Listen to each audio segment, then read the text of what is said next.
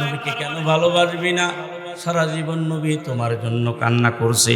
সুফিয়া বিনতে Abdul Muttalib বলেন, নবীজির ফুপি, হঠাৎ করে দেখলাম বাবি সুবে সাদেকের সময় একটা খুপির সাথে পিঠটারে ঠেকাইয়া আমার ভাবি বসে আছে। আল্লাহু আকবার।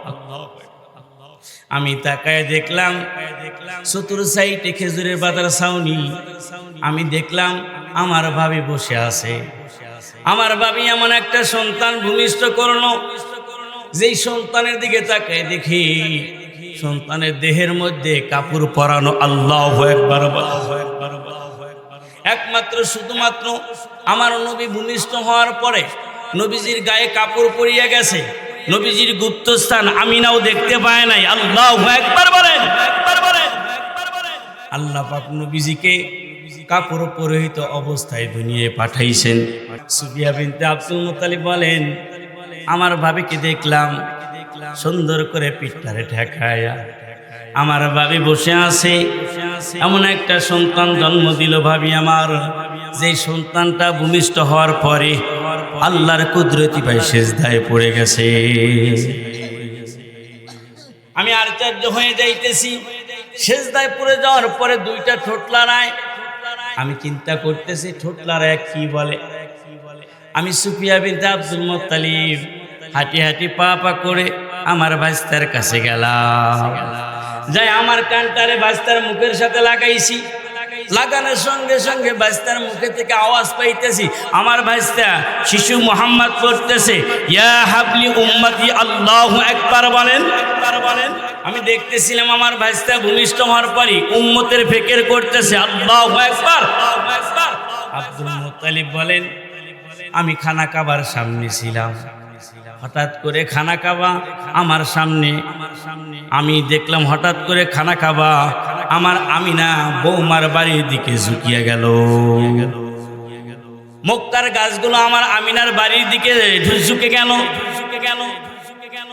আর খানা কাবার মধ্যে থেকে আল মাহি নামক মূর্তি, আরে খানা কাবার মধ্যে থেকে মূর্তিগুলো বলতেছে আমরা আর এই খানা কাবার মধ্যে থাকতে পারবো না, কারণ এই আমাদেরকে ভাঙার জন্য, আমাদেরকে ভাঙচুর করার জন্য শিশু মোহাম্মদ জন্মগ্রহণ করেছে। আল্লাহু আকবার। আব্দুল মুত্তালিব বলেন, আমি তাকায় দেখি আমার বৌমার ঘরের উপর দিয়ে পাখিগুলো কিচির মিছিল আওয়াজ করে। আরে বাইতুল্লাহ তো দেখি আমার আমিনার বাড়ির দিকে সেজদায় পড়ে গেছে।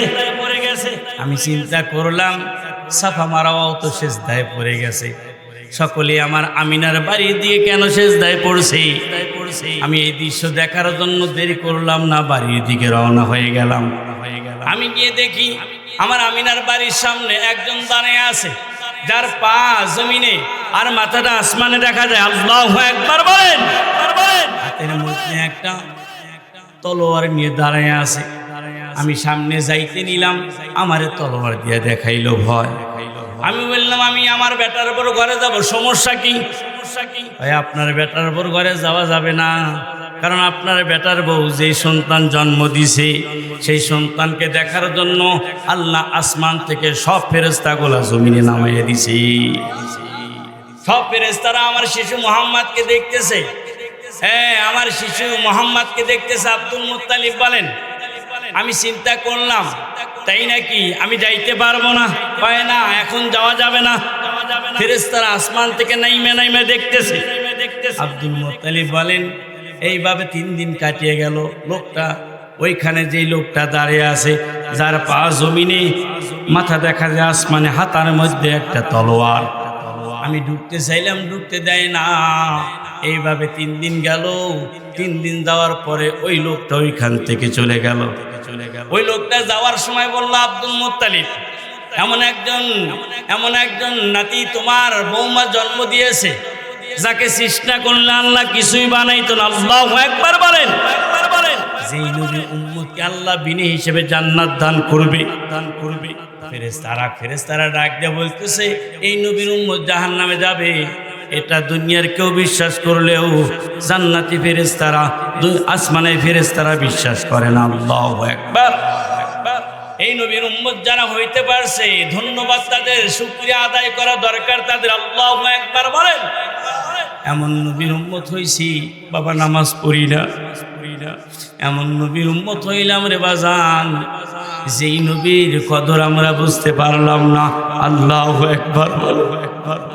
এ বাজান, মদিনার মধ্যে এক উটনি, মদিনায় থেকে 25 মাইল দূরে আল খলিল নামক জায়গায় গিয়ে বাচ্চাকে প্রসব করলেন। যখন বাচ্চা প্রসব করে মদিনায় ঢুকলেন, মদিনার লোকেরা উটনিকে ডাক দেখো, এই দিকে কই গেছিলি? মালিক ডাক দে বলতেছে কই গেছিলি? মদিনার লোক মালিক ডাক দে কয় কই গেছিলি তুই? এখন উটনি ডাক দে কয় মালিক আমি তো বোবা জানোয়ার, আমি কি কথা বলবো? তোমার নবীর ইজ্জতের খাতিরে আমার জবানটা একটু খুলিয়া দাও। আল্লাহ ডাক দে কয় উটনি রে, নবীর বরাদ্দ দিলি, যা আমি তার জবানকে খুলিয়া দিলাম। এবার উটনি ডাক দে কয় হে আমার মনিব শোনো, আমি বাচ্চা ভূমিষ্ঠ করার জন্য মদিনায় থেকে 25 মাইল দূরে আল খলিল নামক জায়গায় গিয়ে আমার বাচ্চাকে ভূমিষ্ঠ করলাম। কেন মদিনায় কি জায়গা পাইলি না? উটনি ডাক দেখায় মনিব গো, আমি এই মদিনার জমিনে কেমনে বাচ্চা প্রসব করব, যেই জমিনের মধ্যে আমার নবী ঘুমায়। একটা উটনি হয়ে নবীর কদর বুঝলো। আল্লাহু আকবার বলে। আমরা উম্মত হইলাম, নবীর কদর বুঝতে পারলাম না। একটু জিকির করি লা ইলাহা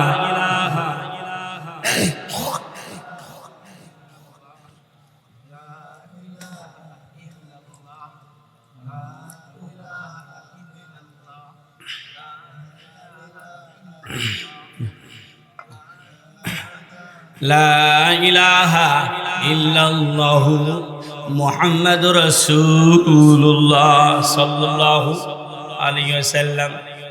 যারা বাইতুল্লাহ গেছো তোমরা দেখছো জাবালে সুর কত লম্বা লম্বা, পাহাড় বেয়ে বেয়ে ওঠা লাগে।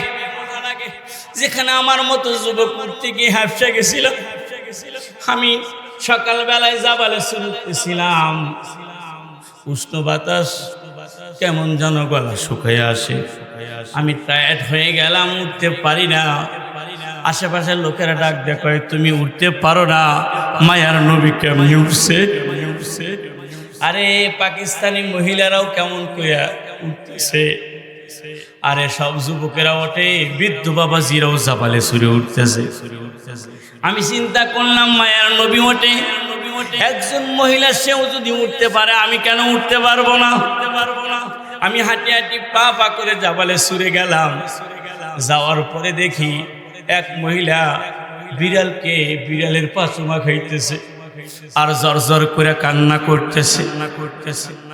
মহিলার যদি জিগানো যাইতো, মহিলা বলতে এই জন্য বিড়ালের পা চুমা খাইতেছি, কারণ এই বিড়াল মক্কা মদিনার অলিতে গলিতে হাঁটে। বিড়ালের পাটা যদি ওই জায়গায় পড়ে যায় যেই জায়গাটায় মদিনাওয়ালার পা পড়ছে, আল্লাহু আকবার, এই জন্য বা মহিলাটা বিড়ালের পা চুমা খাইতেছে।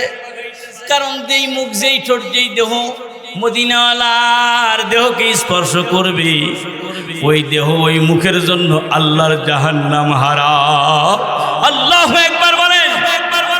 এই জন্য আনার শাহ কাশ্মীর রহমাতুল্লাহ আলাইহি মক্কা মদিনায় গেলে বিড়াল গোলা যেখানেই পাইতেন দইরা দইরা চুমা খায়। লোকেরা ডাক দেখে আনার শাহ কাশ্মীরি রে, বিড়ালের পা গোলা কেন চুমা খাইতেছ? আমি এই জন্য বিড়ালের পা গোলা চুমা খাইতেছি। এই বিড়াল যেহেতু মক্কা মদিনায় বসবাস করে, এই বিড়ালের পাটা ওই জায়গায় পড়ছে যেই জায়গায় আমার নবীজির পা পড়ছে। আরে এমন বিড়ালের পা যদি আমি চুমা খাই, তাহলে আমি আনার শাহ কাশ্মীরির জন্য আল্লাহর জান্নাত ওয়াজিব হয়ে যাবে। আল্লাহু আকবার।